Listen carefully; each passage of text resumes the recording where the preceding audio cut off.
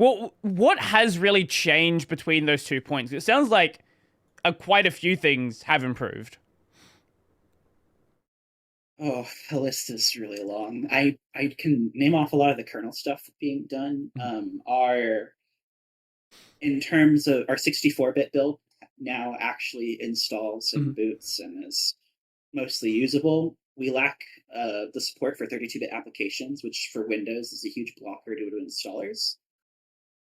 But if you're transferring files on there, a lot of software does work. The experience is not too bad. That's happened in the last year. The same developer that focused on our 64-bit build expanded features into like AVX, which was not even introduced into Windows 7 until much later in its life. A lot of foundation to try and get Vista Plus applications working, although a lot of them aren't enabled yet by default in the nightlies. They do power a lot of huge benefits we're already seeing, like better performance. A good example of that is the Mesa software renderer. If you plug that into ROS, AVX makes the biggest difference. Things like that. There has been improvements to the USB stack. There have been improvements to GPU drivers, which we've been spending a lot of time last few weeks trying to roll out. I actually just posted something on Twitter the other day to show that each vendor of GPU driver is now actually running, which is the first for our history. That's taken effort from a lot of developers. There's been improvements to shell stability, Wine syncs to a modern version of Wine 10, which powers a lot of our user mode stuff, despite us being a custom kernel that's, again, not Unix-based. Not all of the Wine code translates directly to our ecosystem. And so syncing to make modern Wine has been incredibly difficult, but rewarding, as things like MSVCRT, which powers the C runtime for standard applications, has massively improved in compatibility. Async support, which allows for multi-threaded networking, dramatically improved our network stack. That system right there gets about 480 megabytes a second down. Pretty good. But incremental improvements to the foundation that makes our scheduler work for SMP eventually when we enable it and it's stable and ready. Incremental improvements to the storage stack, even in the nightlies now, has improved. Obviously, I'm saying a lot of kernel stuff because that's the things I deal with. Multi-monitor support, there's been all kinds of work on there. Improvements to DirectX stability on actual hardware. Improvements to the sound stack, ability for volume controls. Wow, sorry, I'm going through a list in my head. We are. What was I going to say? It's escaping me now. I'm sorry. No, it's all good. You've listed out a bunch of things anyway. I was going to ask, Carl, do you have anything you'd like to highlight that's been worked on? I don't know. My personal baby project has been, I've been working on a new NTFS driver that I've kind of.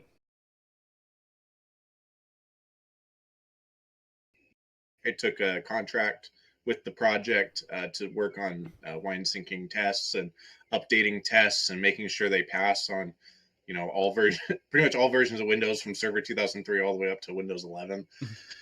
And so that's kind of been on the back burner, and it's not in, it's not going to be in 0.4.16, but it's something that I want to, I put a lot of work into it. It reads, NTFS drives really well.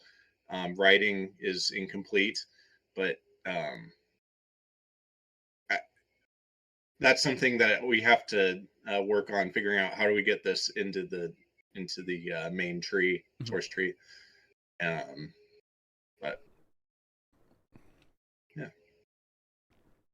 So you listed off a bunch of things like multi-modal support. Like that's a thing that I wouldn't even have thought that wasn't even there before. So it sounds like the last year has been like a really big year. The last couple of years of the project have been a culmination. Wow. Okay. Well, English is gone. That's it. Okay. It has been culmination. That's the word you're looking for? Yeah, there we go. Sorry. Yeah, it has led up to a lot of things happening at once. For instance, one of the biggest things that happened during the development of Point 15, which was 2 years ago, was the memory manager being rewritten enough for things like this to happen. This wouldn't be possible without that as well. It's this year has had more visible things for actual end users, but the last couple of years have just been absurd, creating the foundation needed to do this. So one thing I've always wanted to ask someone who worked on this project is, like, what you're building, trying to build something that is compatible with Windows, it's this ever-moving target, right? Do you ever feel like, I don't know, like your effort is being wasted? It feels like, you're just not ever going to progress to a point where it's truly Windows compatible? Or do you not look at it like that and you look at it like version to version? I think both of us should individually answer that because our perspectives on ReactOS as a whole are wildly opposite. So, you want to go first, Carl? I'll give a stab at it. So, I think a lot of the programs and stuff that people really rely on Windows are more legacy programs and things like on the user mode side, and on the kernel side, there's been significant changes, but not a lot of I don't know. Justin can go rip into me if I'm wrong here, but there's been a lot less like breaking changes with drivers than you may think. There's a lot of support in Windows, for example, for older driver models and such is kind of more of an artificial limitation rather than an architectural one.